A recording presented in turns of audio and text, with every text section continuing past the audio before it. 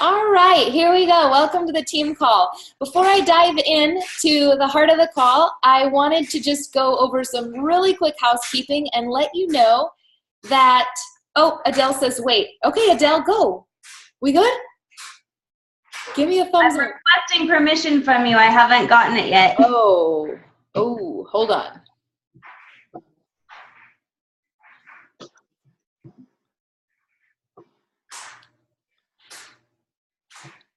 Did it. Boom. Okay.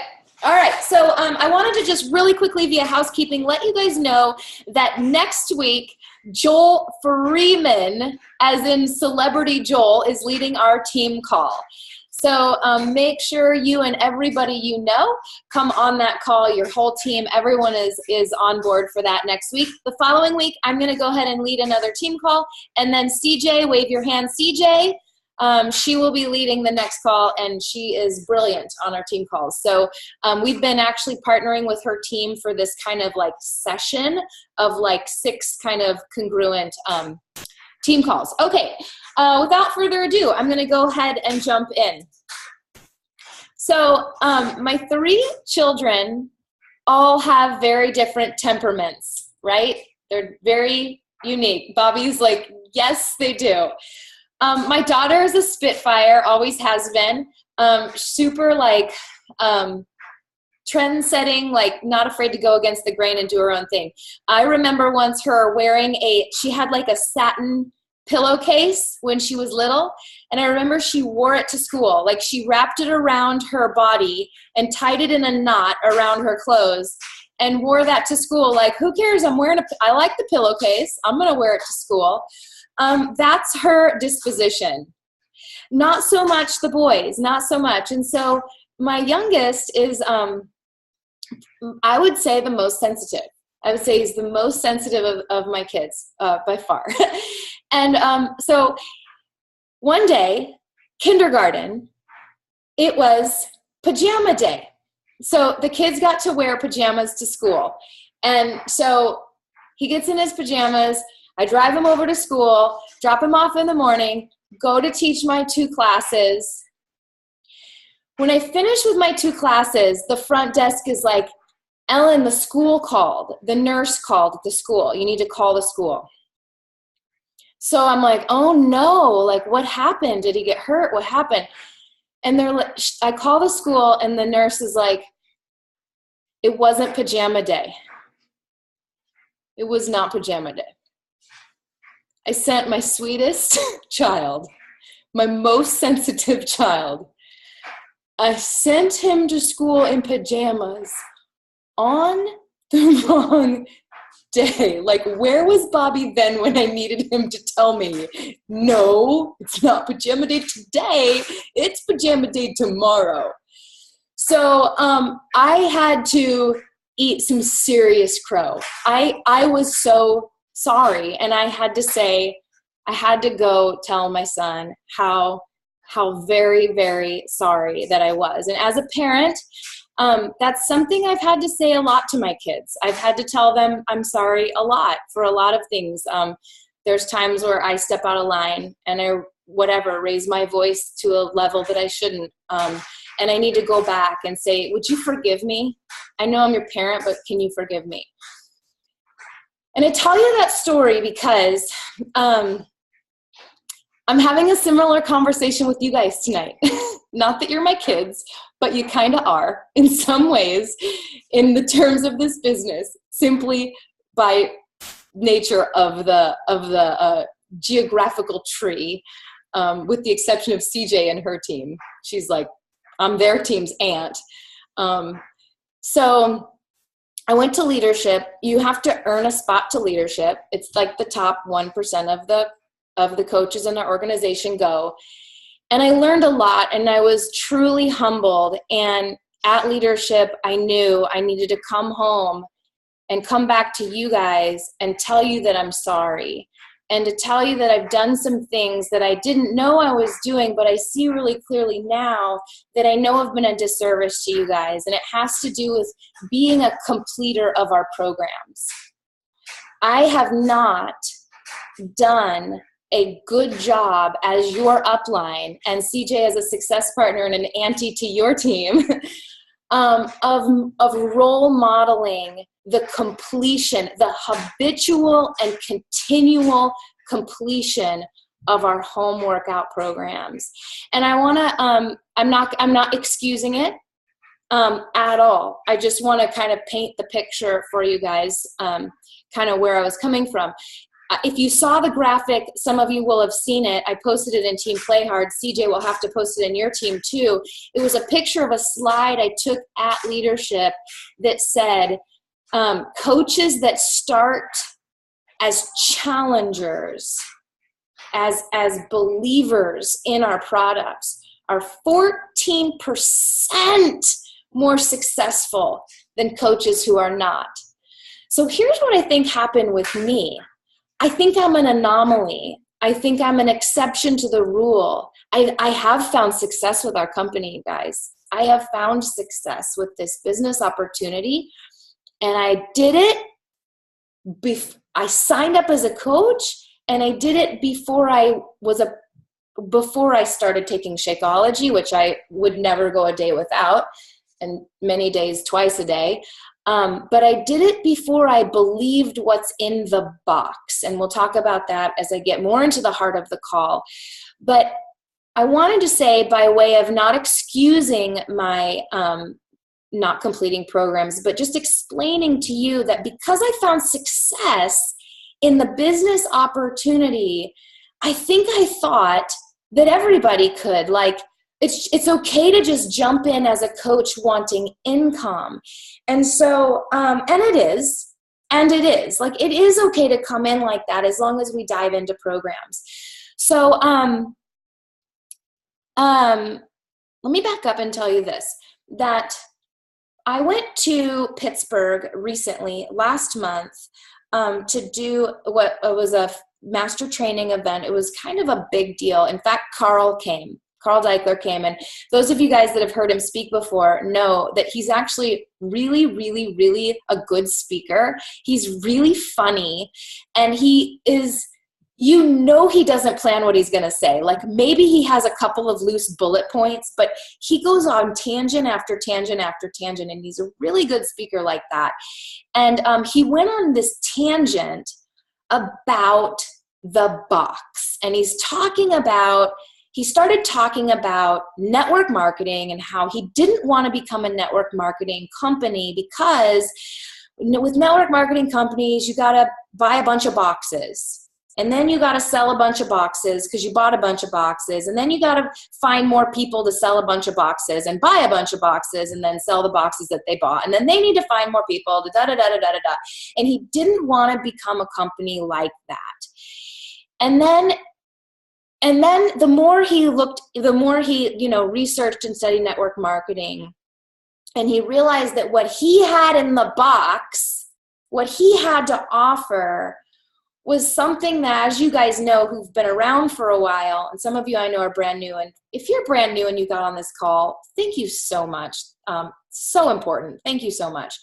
But some of you have been around a while and know that he realized that people were already selling what was in the box. They just weren't getting paid for it, right? They were already recommending and referring P90X and whatnot. They just weren't getting paid for it. So then he was like, well, they believe what's in the box. So he's like, I want to do network marketing, but I want my coaches, my reps to be people that would be selling what's in the box if they never got paid for it, because they believe in it that much. And he's talking off the top, like this was not scripted. He just was like on a rant. And he's saying that he believes that, like,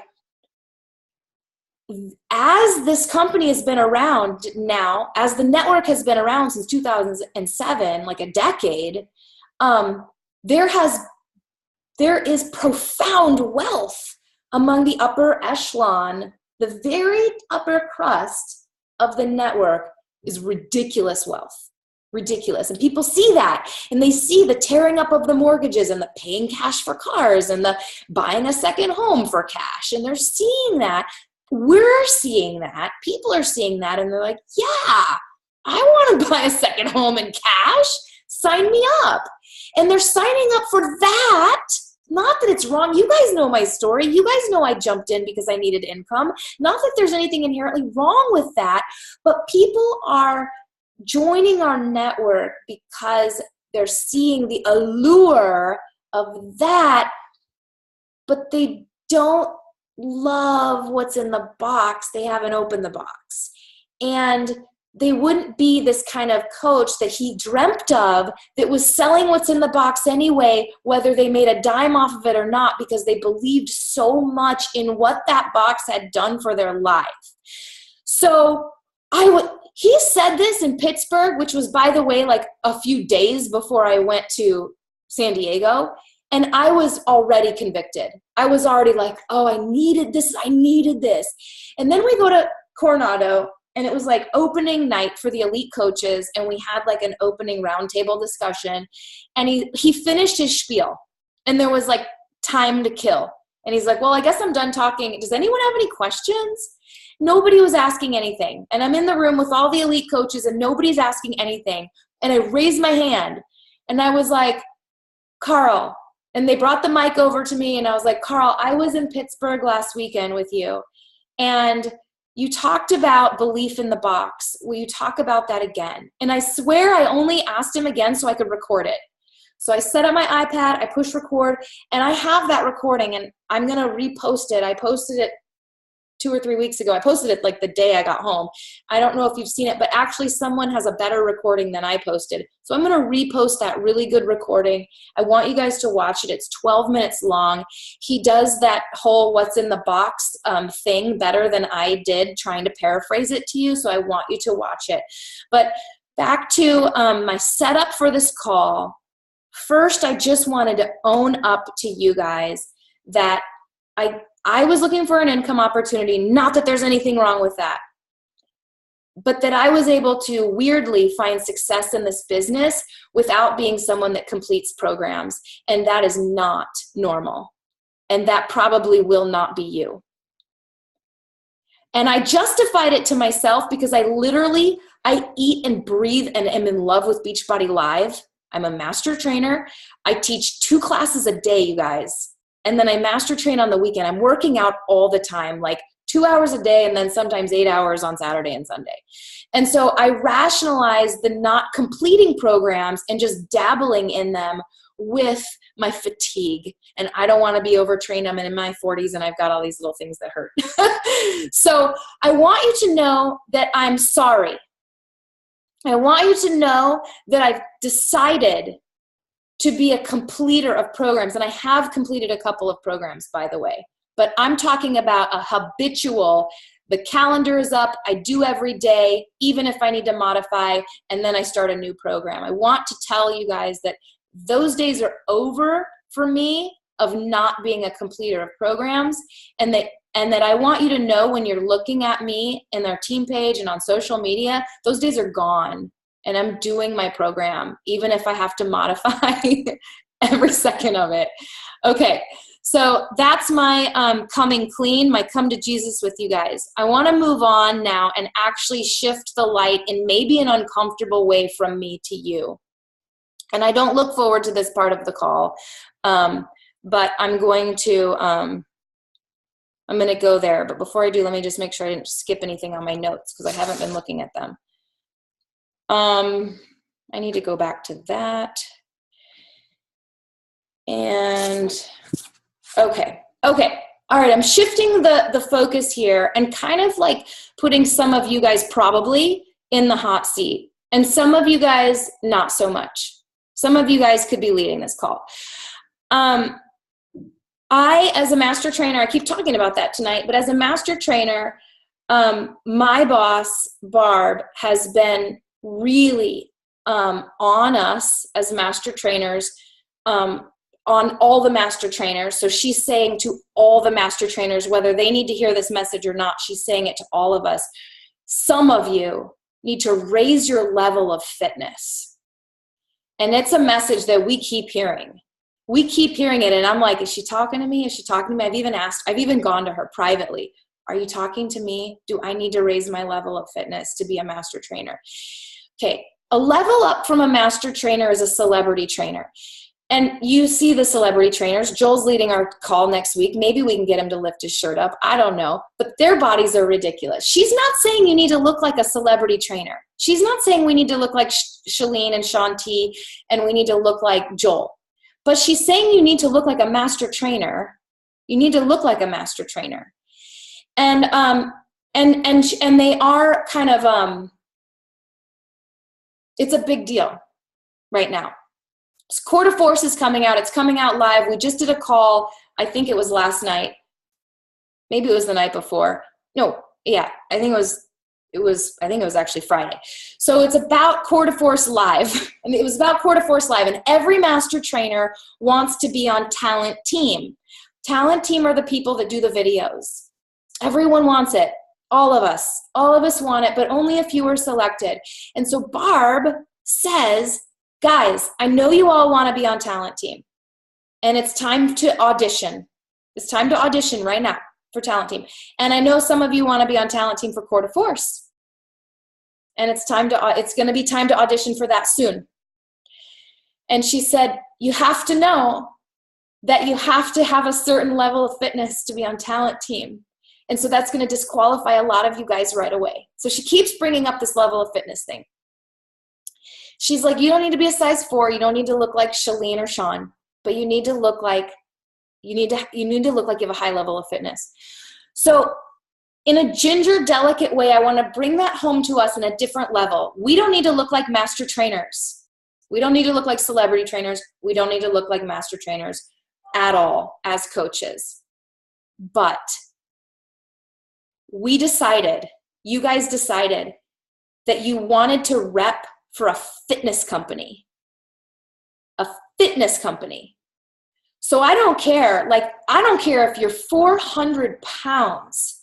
Don't care if you're working on your fitness and people can see that. I'd rather have you be 400 pounds and working on your fitness than a little tiny bit overweight and never changing. We just need to be people that are in growth and in transition. We decided we wanted to do a fitness network marketing. So we need to be people that are working on our fitness. And I threw myself out there, you guys. I need to freaking do home workouts every day and complete programs. Do you need to? It was not fair of me. It was not fair for me to think I don't need to do it, but I want all my coaches to do it and I want all my challengers to do it. Is total hypocrisy. Totally wrong. So I'm going to raise my game, and you can watch and you can hold me accountable. I'm a different upline now that I've gotten home from this second leadership. I'm different. And so I want to hold you to a higher standard too. Are you working on your fitness? So I thought about all of you guys. I mean, I thought about you over and over and over and over and over and over again. And I thought, who's doing programs? And there were a dozen or so where I was like, I have no question that they're pushing play every damn day. No question, because they're doing it and they're storytelling about it and I can see it. And then there was like a lot of you were like, I was like, I don't know. I don't think so. I don't think they are. I think maybe they dabble. I don't know. And so about the working on our fitness thing, you don't need to look like a master trainer. You don't need to look like video talent. You don't need to look like a celebrity trainer, but you did decide to do a fitness business. So we have to be working on a level of fitness unless we get to a point we want to maintain, which is some of us. And then we just have to maintain that level of fitness. And it speaks to credibility. So I was thinking about, like, often we talk about these other groups, like mascara groups, and I'm about to wrap it up, by the way. We talk about, all these other network marketing things out there. And it would be like, you could decide to do a mascara company and have really bad eyelashes and really bad looking mascara. And you could decide you were going to do it. But if your eyelashes didn't start looking better, I would not want to buy your product. I wouldn't want to buy it. So it speaks to credibility. If you want credibility, if you want trust, And I should post another slide. There was another speaker that talked about trust. Trust is an exchange of currency, is what he said. People trust you. I mean, think of someone you don't trust at all. Would you give them $140 if they told you that you should? Yeah. It's so, okay, let me just make sure I wrap up well here. Let's see. Okay, one more thing, and I'm going to close, and we can open it up to discussion if you'd like. I'm going to call bullshit on something that I hear a lot, okay? And it is, I've gone through my whole entire warm market. I just had a really big month in recruiting. You probably have seen that in the last 3 days, I enrolled 7 coaches. It was amazing. I was amazing. That's not normal for me, by the way. It's not even normal for me to enroll 7 coaches in a month, let alone 3 days. Every single one of them is someone that I know, and someone in the area. And I don't know how many people live in Eugene. Embers, how many people live in Eugene? 260,000. 200,000-ish. I thought it was 260,000, but whatever, something like that. Okay. I mean, think about your city, wherever it is. And I know there are some small towns, Crescent City, small, whatever. I know some of us live in small towns. If you're talking to people, you haven't run through everyone in the, thank you. That's what I thought, Tammy. Thanks, Tammy. Tammy says 260,000. So there's probably people in your town that you could meet or that you could cultivate a new relationship with.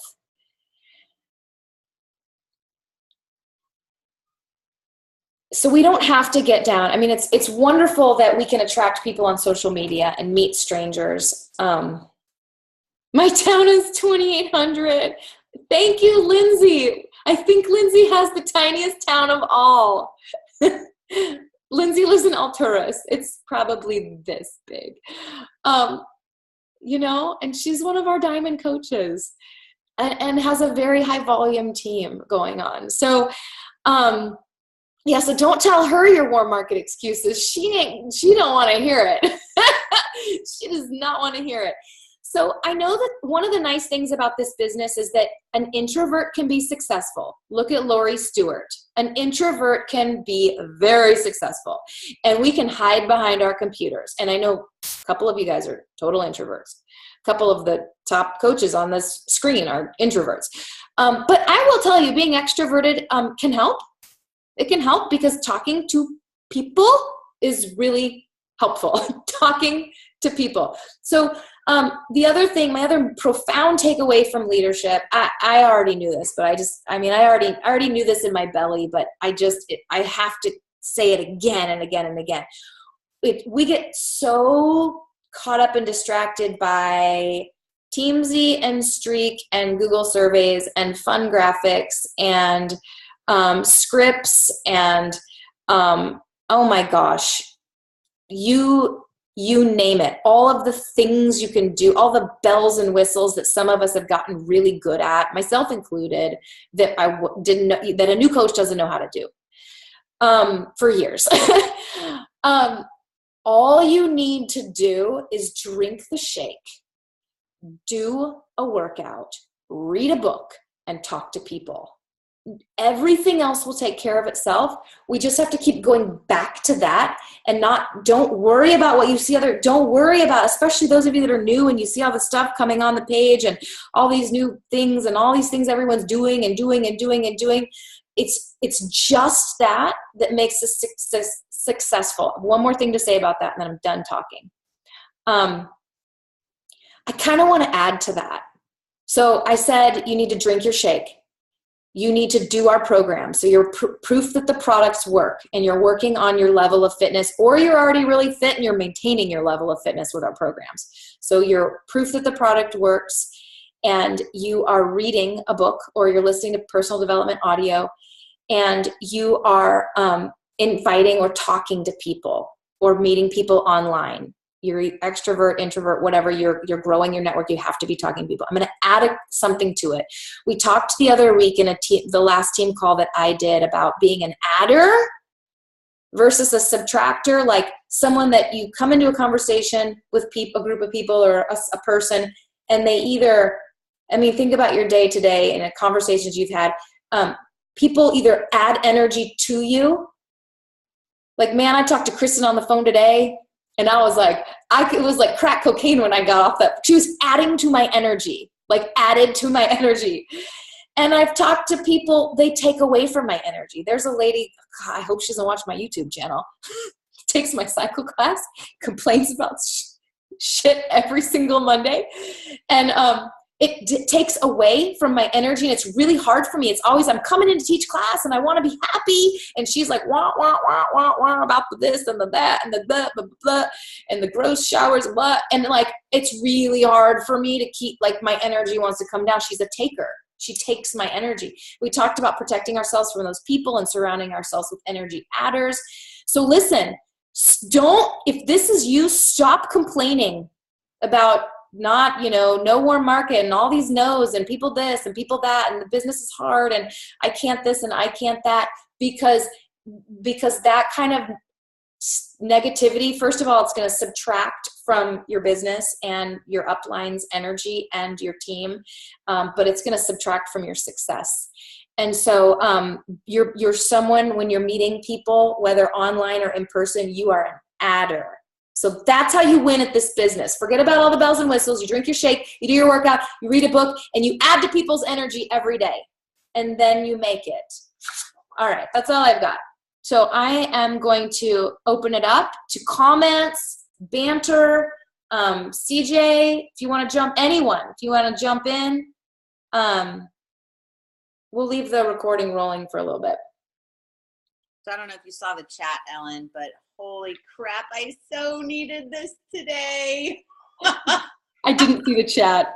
I didn't see the chat. Oh, hi, Carolyn. Where's Carolyn?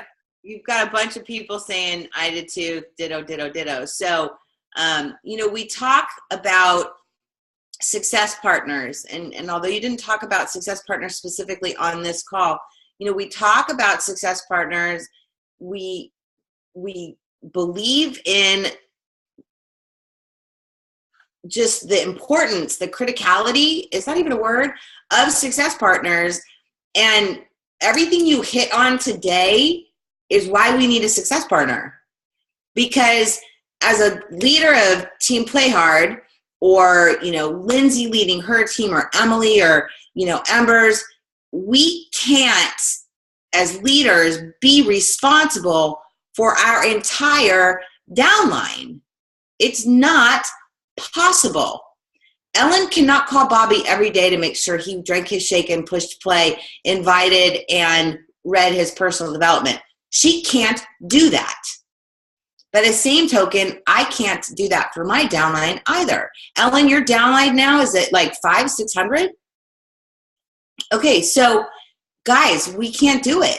So it's team calls like this that are so important. So everybody that's on this call that found value, you need to go when Ellen posts the recording in Team Play Hard, and when she posts it in Team Starring Together, everybody needs to go tag their freaking coaches that needed to hear this tonight that weren't live, period. And then you need to make sure that your coaches have a freaking success partner. That doesn't mean you be their success partner. If you've already got a big team, that doesn't mean you be their success partner, right? Everybody needs to have a success partner. Even somebody like Jake, who is freaking always working out, always drinking his Shakeology. Why do I know that? Because I see it on his social media, right? I see it on his social media. But he still should have a success partner. You can have success partners for different parts of your business. I have multiple success partners based on where I am struggling. And right now, one of the places I'm struggling is getting a freaking workout done, completing a program. Why am I struggling with it? Well, I could give you a whole bunch of sob stories. I've been living in a hotel for 3.5 months. I'm now living in a house that's in the middle of reconstruction. I had movers that delivered my stuff on Saturday, and 50% of it was totally destroyed. I could tell you why. I've been, living in a hotel room, didn't have any space with 2 dogs, a kid, 9-year-old, a 21-year-old, my husband. Like, I could give you all of them, right? But they're all bullshit. They're just excuses. They're not reasons. They're excuses. So I need to get my butt back working out, pushing play, recommitting, and finishing a freaking program. And so do all of us. It's not just me. It's all of us. So raise of hands, who has not completed a program in the last 90 days? Right. Boom. Right there. Go get yourself a freaking success partner tonight. Go find one that is going to hold you accountable to finishing a freaking program. Period. Like, Ellen, this was like solid gold. Solid gold. Thank you. I do know we have a lot of instructors on my team, and it's really helping me to just bring I know I should be like more of a botter. Sorry, Bobby. I am a botter, and I did download Quarterforce. I did download some into my iPad, but I still am bringing this little DVD player, and I'm bringing it with me to the gym. And that's helping me because it's like, I'm just making it part of my routine there. I'm just saying that in case that might help some of you that are gym people. It's hard to work out at home. You got to have like extra discipline because there's like a refrigerator at home and a sofa. The gym is so much easier.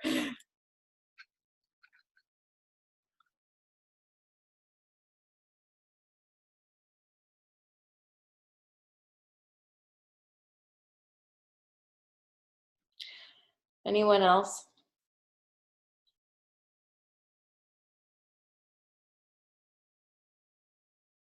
The word I want you to take away is credibility. And for me too. Just credibility. Yeah. With our success partners, like, do we just find our own success partners, like who we kind of mesh with, or like who's in your BSA? I mean, how do you? Is your best friend who is in Oklahoma and I can't get her to sign up? I mean, CJ, you want to go? CJ, you go, and then I'll go. Okay. So, success partners don't necessarily have to be your best friend, because one of the things that happens when you get on the phone with your best friend that's a success partner is you talk about your kids and your dog and how much your husband's annoying you or your girlfriend's annoying you or, no. So I would actually say no, your success partner shouldn't be your best friend. Your success partner should be somebody that rounds you out in an area where you're weak. So, for example, let's say, Bobby, let's say you're really great right now with the working out, but you're not really understanding the technology or how to set this up, this freemium up to this or whatever. You should partner with somebody like Bobby, because Bobby understands all the technology. He understands how it goes. Or Embers, she understands how it goes. But Bobby right now is struggling with his fitness. So then you're going to flop and you're going to hold him accountable to his goals. And when you get on the phone with a success partner, the most critical component of a good marriage with success partners is this. Ready? I'm going to give you like the serious golden key.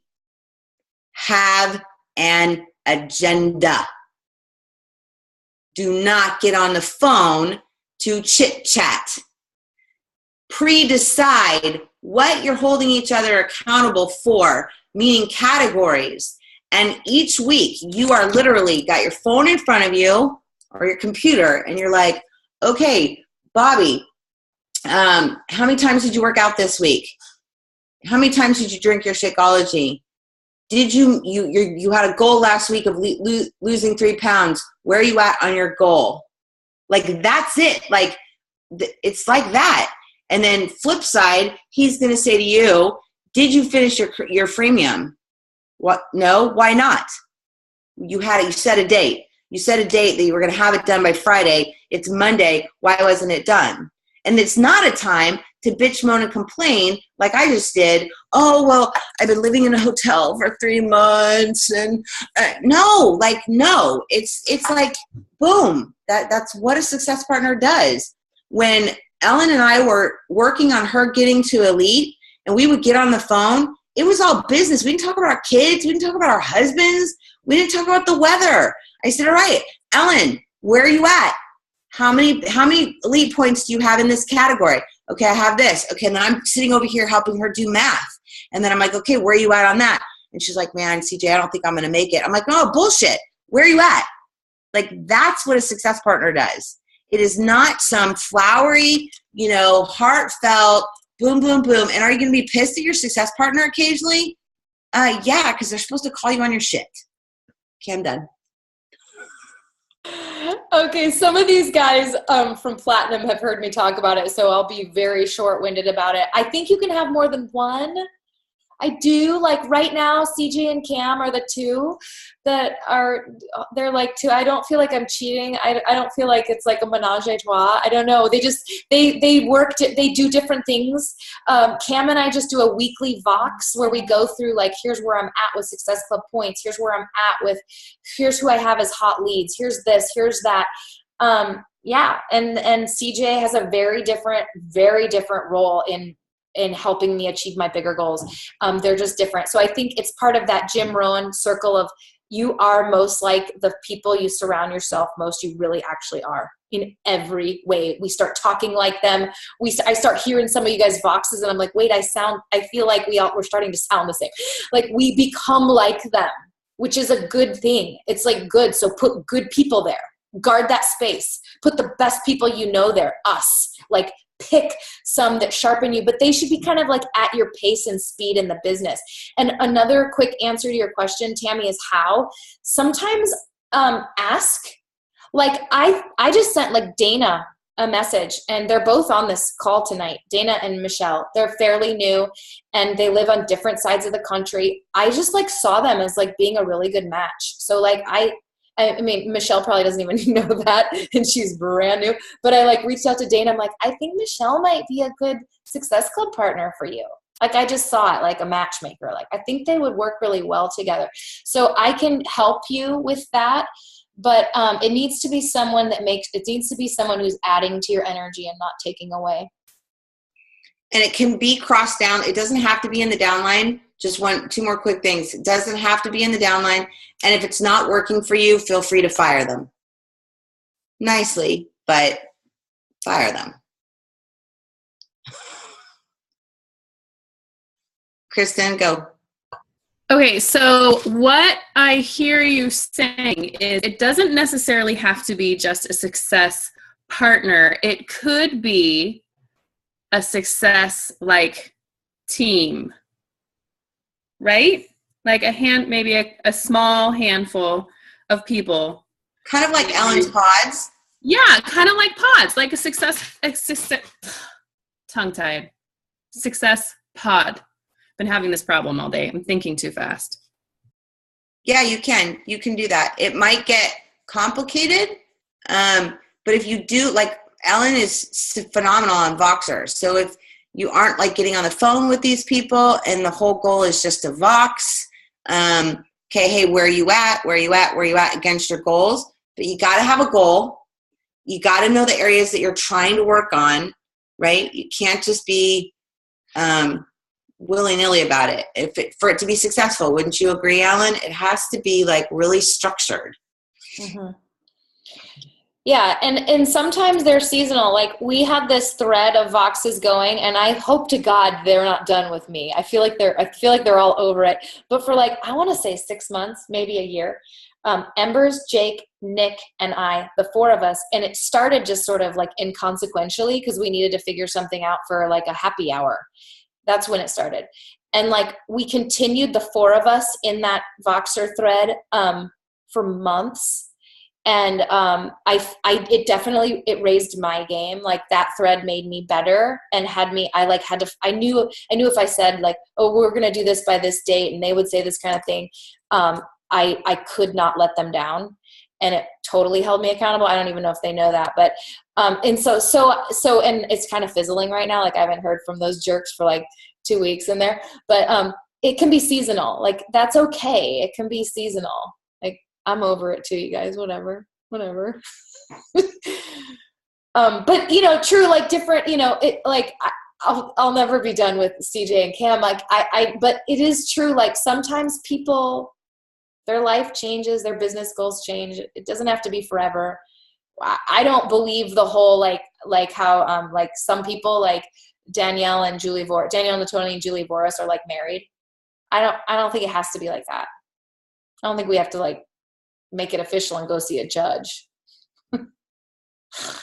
One thing I wanted to add to that, just a little sharing, you know, like, you know, Nick, Jake, and I about this time last year, maybe a little bit more, like maybe, you know, 11 months ago, we tried to do a throuple thing, but guess what? Like, I wasn't ready. Like, I was not in a place where I was working my business, and yeah, they left me behind, and good for them, because they needed to. I wasn't adding to them. I was taking away.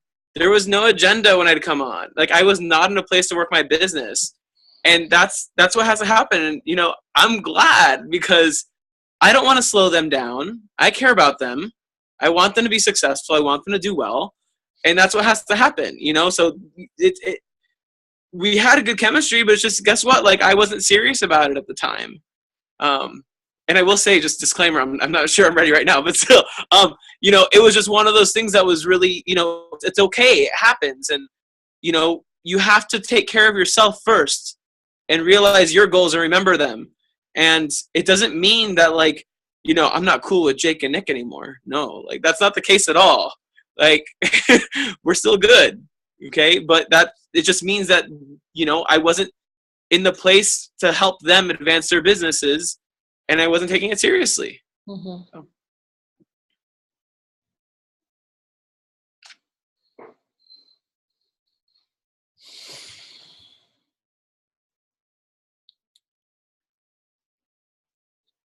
All right, guys. I love that we ended up talking about Success Club partners, and I mean Success Partners. That wasn't part of the like team call content, and it just went that way. I like that. Let's go ahead and wrap it up, because I want you guys to want to come on every week. And I know if we spend 2 hours on our team calls, you'll stop coming. So let's go ahead and end there. Don't forget Joel Freeman next week, then me, then CJ. So, all right, guys. I appreciate you. Thank you for being on.